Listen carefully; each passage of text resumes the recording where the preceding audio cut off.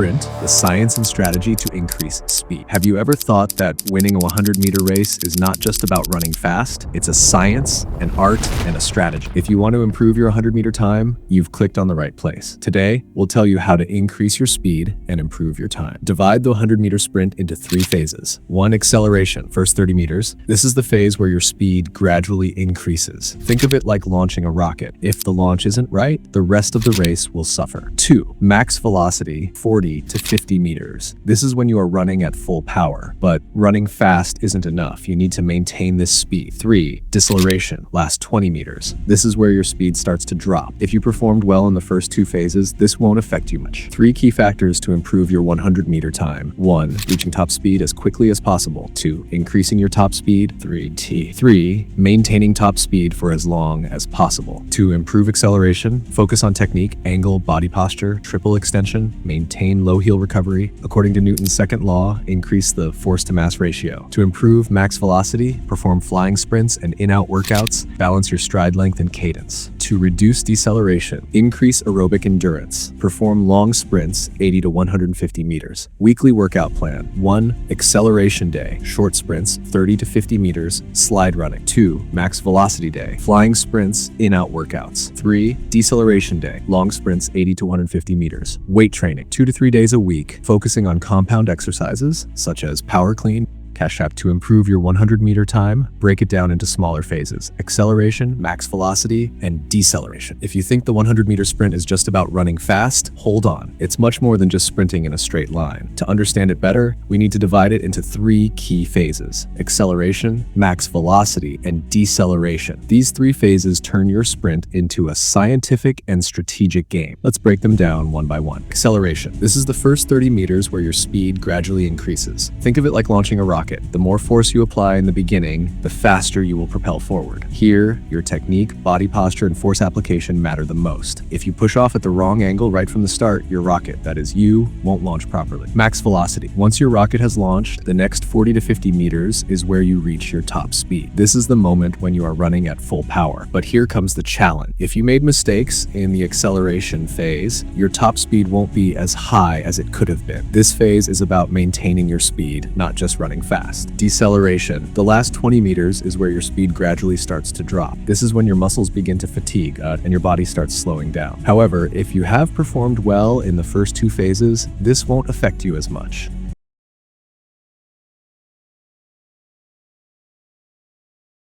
Acceleration, speed gradually increases in the first 30 meters. Now let's talk about the most crucial part of the 100-meter sprint: acceleration. This is the first 30 meters where your speed gradually increases. Think of it like preparing a Formula 1 car for a race. If your launch isn't right, the rest of the race can go wrong. That's why focusing on acceleration is extremely important. Why is acceleration so important? Because it forms the foundation of your entire sprint. If you push off incorrectly at the start, your top speed will never reach its full potential. This is the phase where you need to utilize your energy efficiently. According to Newton's second law, force equals mass times acceleration. This means that if you want to increase your speed quickly, you need to apply more of the twist. You don't just need to apply force, you need to apply it in the right direction. If you max velocity, your top speed occurs between 40 to 50 meters. Now, let's talk about the most thrilling phase of the 100-meter sprint: max velocity. This is the 40 to 50 meter zone where you are running at your absolute top speed. Think of it like your car is now on the highway, reaching its maximum speed. But the real question is, can you maintain this speed? Because if you made mistakes during the acceleration phase, your top speed won't be as high as it could have been. Why is max velocity so important? Because this is the moment when you put all your energy into the race. But just running fast isn't enough. You also need to maintain that speed. If you fail to sustain it, your speed will start decreasing in the final 20 meters. The science behind max velocity. When you're at your top speed, 2 forces act on your body: propulsion force, which pushes you forward, and air resistance, which opposes your movement. If your form is incorrect, air resistance will slow you down. That's why body posture and stride length, step length, are the most crucial factors in this phase.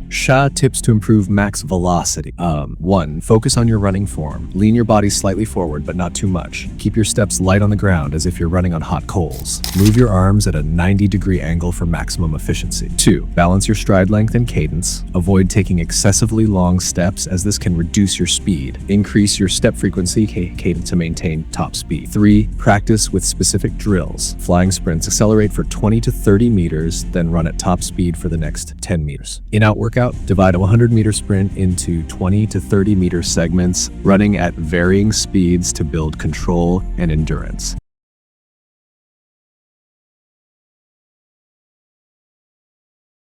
Deceleration. Your speed starts dropping in the last 20 meters. Now we reach the final and most delicate phase of the 100-meter sprint. Deceleration. This is the last 20-meter zone where your speed gradually starts to decline. Think of it like your car running out of fuel, causing it to slow down. But the real question is, can you maintain your speed for as long as possible? If you performed well in the first two phases, acceleration and max velocity, this phase won't affect you much. Why is deceleration so important? Because this is the moment when your muscles start to fatigue and your body naturally slows down. If your acceleration and max velocity phases were strong, this phase won't impact your overall time significantly. However, if you made mistakes earlier, your speed might drop drastically here. The science behind deceleration. When you reach your top speed, two forces act on your body: propulsion force, which moves you forward, and air resistance, which slows you down. If your form is incorrect, air resistance will decrease your speed even faster. That's why body posture and stride length play a crucial role in this phase. Tips to minimize deceleration. 1. Focus on running form. Keep a slight forward lean, but not too much. Touch the ground lightly with your steps as if running on hot coals. Move your arms at a 90-degree angle for better control. 2. Balance stride length and cadence. Avoid taking excessively long steps, as they can slow you down. Increase your step frequency, cadence, to sustain your speed. 3. Practice with specific drills. Flying sprints. Accelerate for 20 to 30 meters, then maintain your top speed for the next 10 meters. In-out workouts. Divide a 100-meter sprint into 20 to 30-meter segments, running at varying speeds to train speed endurance. Have 3 key factors to improve your 100-meter time. 1. Reaching top speed quickly. 2. Increasing your top speed. Maintaining your top speed for longer. Now let's talk about the most important secrets of the 100-meter sprint. These 3 factors that can transform your time. Think of it like tuning a race car. If your engine acceleration is strong, your top speed is high, and your fuel efficiency, speed maintenance, stud is optimized, you'll dominate the race. Similarly, improving these 3 aspects will automatically enhance your 100-meter sprint performance. 1. Reaching top speed quickly. This is the foundation of your race. If you start slow, the rest of your sprint will suffer. Think of it like launching a rocket. If the launch isn't perfect, the rocket won't reach its peak. That's why you need to focus on acceleration. How to improve? Perform short sprints, 30 to 50, to build explosive power.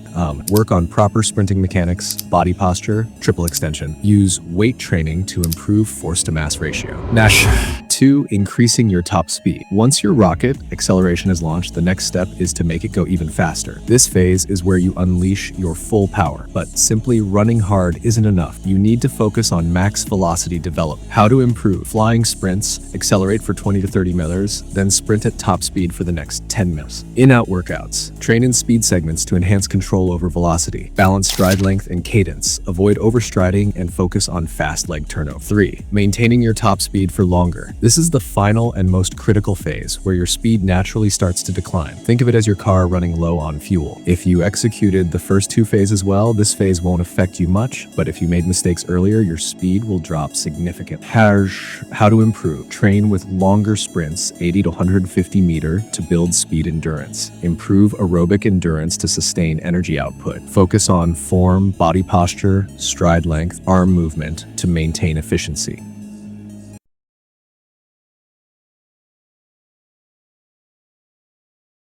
Now let's talk about the most crucial phase of the 100-meter sprint, acceleration. This is the first 30 meters where your speed gradually increases. Think of it like preparing a Formula 1 car for a race. If your launch isn't perfect, the rest of the race will suffer. That's why focusing on acceleration is absolutely essential. So 1. Focus on technique, angle, body posture, triple extension. Acceleration means building speed as quickly as possible, but this isn't just about running hard. It's about running smart with the right technique. Angle. At the start, your body should be at around a 45-degree angle. This allows you to apply more force into the ground, generating better acceleration. Body posture. Your body should remain straight and aligned. If you lean too far forward, you'll lose balance and efficiency. Triple extension. This refers to the full extension of your hips, knees, and ankles in one motion, which helps increase force to mass ratio with weight training. Exercises: squats, deadlifts, bench press. Now let's talk about one of the most powerful aspects of the 100-meter sprint, weight training. This is the magic formula that can turn your acceleration into a rocket launch. But the real question is, are you doing the right exercises? Because if you're doing the wrong ones, you could be wasting your time. Why is weight training so important? Because it increases your power output. The more force you can generate, the faster you'll sprint. But just generating force isn't enough. You need to apply more force relative to your body weight. This is where the force to mass ratio comes in. What is the force to mass ratio? This formula tells you how much force you're producing relative to your body weight. Think of it like this. If you weigh 60 kilograms and lift 100 kilograms, your force to mass ratio equals 160 equals 1.666. The higher this number, the faster you'll sprint. How to improve it? 1. Squats. This exercise boosts lower body power. Track your body weight and the weight lifted. 2. Deadlifts. This exercise enhances full body strength. Track your body weight and the weight lifted. 3. Bench press. This strengthens your upper body, improving arm drive. Track your body weight and the weight lifted.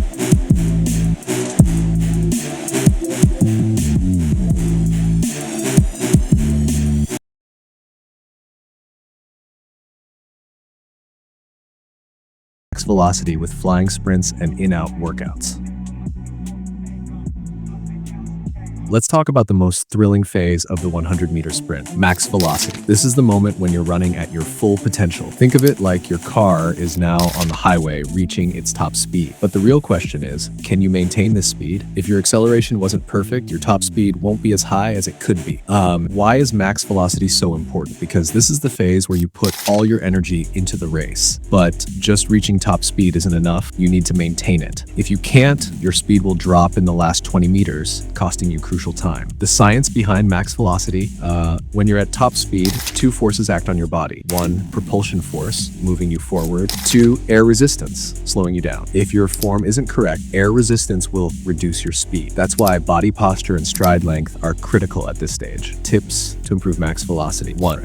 Now, we come to the final and most critical phase of the 100-meter sprint, deceleration. This is the last 20-meter zone where your speed starts to gradually drop. Think of it like your car running low on fuel, causing it to slow down. But the real question is, can you maintain your speed for as long as possible? If you've performed well in the acceleration and max velocity phases, deceleration won't affect much. Why is deceleration so important? Because this is the moment when your muscles start to fatigue and your body naturally slows down. If you've executed the first 2 phases well, you won't experience a major slowdown. But if you made mistakes in acceleration or max velocity, your speed will drop significantly here. The science behind deceleration. When you're at top speed, 2 forces act on your body. 1, propulsion force, pushing you forward. 2, air resistance, slowing you down. If your form isn't correct, air resistance will reduce your speed faster. That's why body posture and stride length are crucial in this phase. Tips to reduce deceleration. 1, focus on form. Slightly lean forward, but not too much. Keep light foot contact with the ground, as if you're running on hot coal. Move your arms at a 90-degree angle for better efficiency. 2, balance stride length and cadence. Avoid overstriding, as it can slow you down. Increase step frequency instead to maintain speed. 3, practice with these drills. Flying sprints, accelerate for 20 to 30 meters, then sprint at top speed for the next 10 in-out workouts. Divide for 100 meters into 20 to 30 meter segments, running at different speeds to build endurance and control.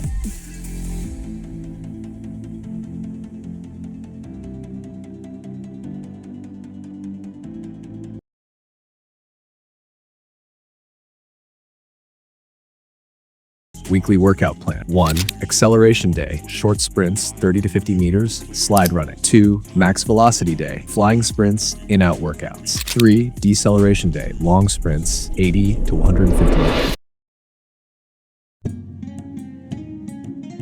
Now let's talk about one of the most crucial parts of 100-meter sprinting, the weekly workout plan. Think of it like tuning a racing car. If your engine acceleration is powerful, your top speed is high, and your fuel efficiency, speed maintenance is optimized, then your car will win the race. Similarly, if you work on all 3 aspects, your 100-meter sprint time will naturally improve. 1, acceleration day, short sprints, 30 to 50 meters, slide running. This is the foundation of your sprint. If you're slow at the start, the rest of the race will suffer. Think of it like launching a rocket. If the launch is weak, it won't reach full speed. That's why you must focus on acceleration. How to improve? Perform short sprints 30 to 50 meter to boost your explosive start. Work on proper technique, body posture, triple extension. Increase force to mass ratio with weight training. 2. Max velocity day, flying sprints, in-out workouts. Once your rocket is launched, the next step is to increase speed and sustain it. This phase is all about reaching and maintaining your max velocity. How to improve? Perform flying sprints, accelerate for 20 to 30 meters, then sprint at top speed for 10 meters. In-out workouts help you control and sustain speed. Balance stride length and cadence to optimize efficiency. 3. Deceleration day, long sprints 80 to 150 meters. This is the most crucial and vulnerable phase where your speed gradually drops. Think of it like your car running low on fuel. If your first 2 phases were strong, deceleration won't impact you as much. But if you made mistakes earlier, your speed will drop significantly here. How to improve? Perform long sprints 80 to 150 meter to train endurance at high speed. Improve aerobic endurance to sustain performance. Focus on form, body posture, stride length, and arm movement to reduce energy loss. Think that 100-meter sprinting is only about leg strength? Think again. Sprinting is a full-body power game, and this is where weight training becomes your secret weapon. But the real question is, are you doing the right exercises? Because if you're training the wrong way, you're just wasting your time.